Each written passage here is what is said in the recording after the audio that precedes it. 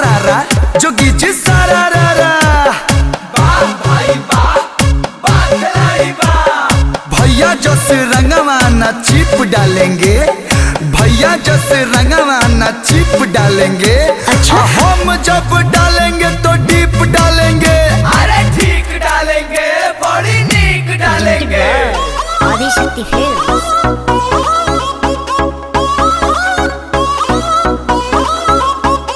पीका गिरा रहता है सैया रोज नाली में, उसको रंग लगाएगा मोर दोनों गाली में। बगल में छोरा गांव भर ढिढोरा। हटो ना। पीका गिरा रहता है सैया रोज नाली में, उसको रंग लगाएगा मोर दोनों गाली में। फागुन में रोज मैं रहती हूँ रोते, कुछ अच्छा हालात कीजिए। भतार को तलाक दीजिए, आगे रवे को रख लीजिए। पिचकारी तो सनाप लीजिए।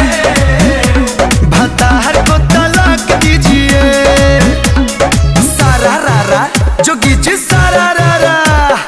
वाह भाई वाह, वाह खिलाड़ी वाह। छोड़ के भागल बाड़े ऐसन सुतार, आधा रूपी के गिरल बाड़े भौजी के भतार। अरे चटी है का अचार सेज पे ही तर मार के रहती हूँ इंतजार में, पौआ चढ़ा के सोता है पियावा रोज बाधार में। ए भौजी हो हो ये सुधारिन कर हालत में, तू ज्यादा न पहुँच, जल्दी पहुँच अदालत में। फगुआ बिगाड़ा है फगुआ का मजा, न्याय मेरे साथ कीजिए।